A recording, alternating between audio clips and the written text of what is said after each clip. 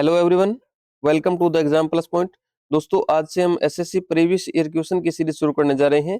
आज हम जिस पेपर के बारे में डिस्कस करने जा रहे हैं, ये पेपर 30 सितंबर 2024 को पहली शिफ्ट में हुआ था, एमटीएस नॉन टेक्निकल हवलदार का। तो दोस्तों, शुरू करते हैं। आज के इस एमटीएस के पेपर को कवर करेंगे। पेपर को कवर करना इसलिए जरूरी होता है दोस्तों, क्योंकि प्रीवियस ईयर क्वेश्चन से आपको पता लगेगा कि पैटर्न कैसा आता है परीक्षा में। तो चलिए दोस्तों, शुरू करते हैं। पहला सवाल है दोस्तों, 1976 में अनुच्छेद 51A के तहत भारतीय संविधान के किस भाग में मौलिक कर्तव्य शामिल किए गए थे। दोस्तों, हमें पता है मूल संविधान के अंतर्गत मौलिक कर्तव्यों का उल्लेख नहीं किया गया था, इन्हें बाद में 1976 में जोड़ा गया था। तो ये कौन से भाग में जोड़ा गया था? इसका सही आंसर है दोस्तों ऑप्शन बी, 4A के अंतर्गत ये इन्हें शामिल किया गया था। बात करते हैं अगले सवाल के बारे में। अगला सवाल है, निम्नलिखित में से कौन सी पूंजीगत वस्तु यानी कैपिटल गुड्स की विशेषताओं में से एक है? ये सवाल भी दोस्तों पहली शिफ्ट में 30 सितंबर 2024 को आया हुआ है। दोस्तों, इसका सही आंसर हो जाएगा कि जो कैपिटल वस्तुएं होती है, कैपिटल गुड्स होती है, पूंजीगत वस्तुएं, दोस्तों वे टिकाऊ होती है, वो लंबे समय तक रहती है। ऑप्शन सी अपना करेक्ट आंसर हो जाएगा।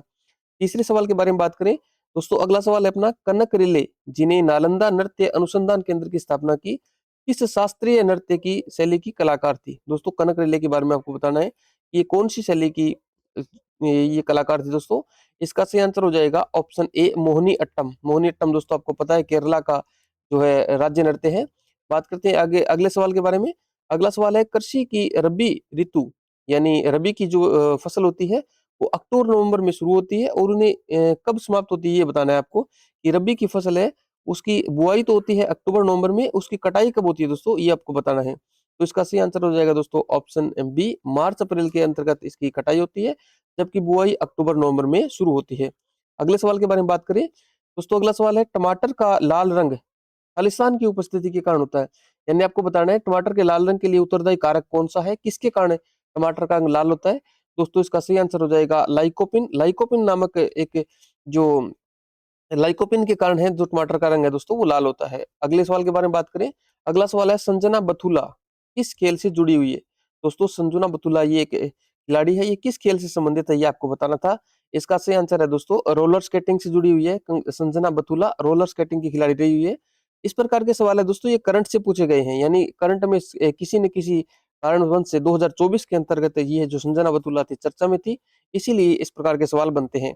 बात करते हैं अगले सवाल के बारे में। अगला सवाल है, मौर्य वंश का संस्थापक कौन था? बहुत बहुत अच्छा प्रश्न है दोस्तों, आपसे पूछा गया है मौर्य वंश का संस्थापक कौन था। दोस्तों, इसका सही आंसर हो जाएगा ऑप्शन सी, चंद्रगुप्त मौर्य है ये मौर्य वंश के संस्थापक थे, ये आप सबको पता होगा। बात करते हैं अगले सवाल के बारे में। अगला सवाल है दोस्तों, मध्यकालीन भारतीय वास्तुकला शैली के संदर्भ में पच्चीकारी यानी कि पित्रा ये क्या है? दोस्तों, ये पित्रा कौन सी शैली है? ये वास्तुकला की शैली है। इसके संदर्भ में आपको सही कथन बताना है, कौन सा कथन है जो इस पित्रादुला शैली है इसके बारे में इसको दोस्तों डिफाइन करता है। तो इसका सही आंसर हो जाएगा दोस्तों पित्रादुरा है वो दीवारों को अर्धकीमती पत्थरों के पुष्प डिजाइनों में सजाने की शैली को कहते हैं पित्रादुरा या पच्चीकारी। बात करते हैं अगले सवाल के बारे में। अगला सवाल है दोस्तों, भारत के किस हिस्से में ठंडी पर्वतीय जलवायु पाई जाती है? तो हमें पता है जिस भारत के जिस हिस्से के अंतर्गत जो ठंडी जलवायु पाई जाती है वो पहाड़ी क्षेत्र होता है। दोस्तों, पहाड़ी क्षेत्र आपको पता ही होगा, ये ऊपर वाला जो हिस्सा है उत्तरी भारत है, इसको हम ठंडी पर्वतीय जलवायु के अंतर्गत रखेंगे। ऑप्शन सी अपना करेक्ट आंसर हो जाएगा, ऑप्शन सी उत्तरी भाग। बात करते हैं अगले सवाल के बारे में। अगला सवाल है दोस्तों, प्रसिद्ध स्थल मोचिनराम। मोचिनराम आपको पता है क्यों प्रसिद्ध है? क्योंकि यहाँ सबसे ज्यादा बारिश होती है विश्व की, और ये विश्व जो दुनिया में सबसे ज्यादा बारिश प्राप्त करने वाला स्थान है मोचिनराम, मेघालय के अंतर्गत आता है। तो सवाल है कि प्रसिद्ध स्थल मोचिनराम के संबंध में कौन सा कथन सही है? और पहला कथन देखिए दोस्तों, यह पृथ्वी पर सबसे आर्द्र स्थान है यानी सबसे ज्यादा बारिश वाला स्थान है। ऑप्शन बी, ये भारत के मेघालय राज्य में स्थित है। दोस्तों, दोनों ही कथन सही है, पहला कथन भी सही है और दूसरा कथन भी सही है। तो अपना ऑप्शन हो जाएगा इसमें ऑप्शन बी अपना सही आंसर हो जाएगा। ऑप्शन ए और बी दोनों सही है। बात करते हैं अगले सवाल के बारे में। अगला सवाल है दोस्तों, 2011 की जनगणना के अनुसार किस केंद्र शासित प्रदेश की साक्षरता दर न्यूनतम थी? इनमें से दोस्तों ये केंद्र शासित प्रदेश दे रखे हैं, इनमें साक्षरता दर कौन से केंद्र शासित प्रदेश की न्यूनतम थी ये आपको बताना है। इसका सही आंसर हो जाएगा दोस्तों ऑप्शन डी, दादर और नागर हवेली की साक्षरता दर है वो सबसे न्यूनतम थी जो ऊपर दिए गए हैं इनमें सब में। बात करते हैं अगले सवाल के बारे में। अगला सवाल है दोस्तों, निम्नलिखित में से कौन सा पद्म पुरस्कारों का घटता हुआ क्रम है, यानी सही घटता हुआ क्रम कौन सा है? तो दोस्तों आपको पता होना चाहिए सबसे जो इन जो पद्मश्री, पद्म विभूषण और पद्म भूषण इन तीनों में आपको बताना है, वरीयता क्रम बताना है आपको कि कौन सा सबसे उच्च श्रेणी का होता है, उसके बाद में कौन सा होता है, उसके बाद में कौन सा होता है। जैसे आपको पता होगा कि सर्वोच्च नागरिक सम्मान है वो भारत रत्न है। अगर भारत रत्न ऑप्शन में होता तो हम पहले स्थान पर उसको रखते, लेकिन यहाँ पर पद्म पुरस्कार दिए गए हैं, पद्मश्री, पद्म विभूषण और पद्म भूषण। तो आपको पता होना चाहिए दोस्तों, सबसे जो उच्च कैटेगरी का होता है वो होता है पद्म विभूषण, और उसके बाद आता है दोस्तों पद्म भूषण, और तीसरा जो पुरस्कार आता है वो होता है पद्मश्री। तो सबसे पहले पद्म विभूषण को रखना है, यानी ऑप्शन डी अपना करेक्ट आंसर हो जाएगा, पद्म विभूषण। ये उसके बाद आता है पद्म भूषण और उसके बाद आता है पद्मश्री। और सर्वोच्च सम्मान की बात कर ली जाए तो दोस्तों भारत रत्न आता है। बात करते हैं अगले सवाल के बारे में। अगला सवाल है दोस्तों, किस राजवंश ने 14वीं शताब्दी में विजयनगर साम्राज्य की स्थापना की थी। दोस्तों ये राजवंश के नाम दिए हैं, इनमें से कौन सा राजवंश है जिन्होंने 14वीं शताब्दी में विजयनगर साम्राज्य की स्थापना की थी। दोस्तों इसका सही आंसर हो जाएगा ऑप्शन डी, संगम राजवंश है, इन्होंने 14वीं शताब्दी में विजयनगर साम्राज्य की स्थापना की थी। बात करते हैं अगले सवाल के बारे में। अगला सवाल है दोस्तों, सोडियम बाइकार्बोनेट का रासायनिक सूत्र क्या है।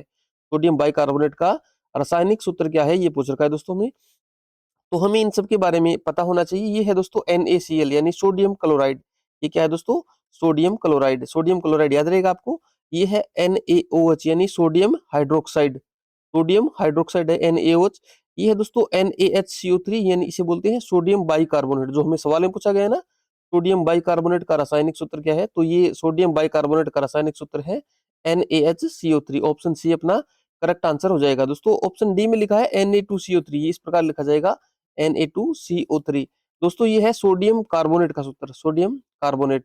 अगर आपसे पूछ लिया जाए सोडियम क्लोराइड का सूत्र तो आप ये बताओगे, सोडियम हाइड्रोक्साइड का पूछ लिया जाए तो ये बताओगे NaOH, सोडियम बाइकार्बोनेट का पूछ लिया जाए NaHCO3, और सोडियम कार्बोनेट का पूछ लिया जाए तो Na2CO3। याद रहेगा आपको। तो ऑप्शन सी अपना करेक्ट आंसर हो जाएगा। बात करते हैं अगले सवाल के बारे में। अगला सवाल है दोस्तों, महिला प्रीमियर लीग 2023 में रॉयल चैलेंजर बेंगलोर की कप्तान कौन थी। दोस्तों इस प्रकार के सवाल है, इनको याद करने की आवश्यकता नहीं है, क्योंकि ये करंट में पूछे गए हैं, यानी करंट अफेयर, यानी 2025 में कौन है वो आपको ज्यादा इंपॉर्टेंट है, 2023 वाला इंपॉर्टेंट नहीं है। फिलहाल इसका आंसर हो जाएगा ऑप्शन ए, स्मृति मंदाना है, वो 2023 में महिला प्रीमियर लीग की RCB यानी रॉयल चैलेंजर बेंगलोर की महिला टीम की कप्तान थी।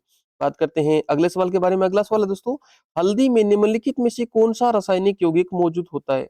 हल्दी के अंदर कौन सा रासायनिक यौगिक है वो मौजूद होता है, इसके बारे में आपको बताना है। ऑप्शन दे रखे हैं दोस्तों, टार्टरिक अम्ल, कैप्सिसिन, करक्यूमिन और कैरोटीन। दोस्तों करक्यूमिन है ये हल्दी के अंदर पाया जाता है। ऑप्शन सी अपना करेक्ट आंसर हो जाएगा। बात करते हैं अगले सवाल के बारे में। अगला सवाल है दोस्तों, किस अधिनियम से भारत में प्रांतीय शासन में द्वैध शासन प्रणाली डायरकी की शुरुआत हुई थी।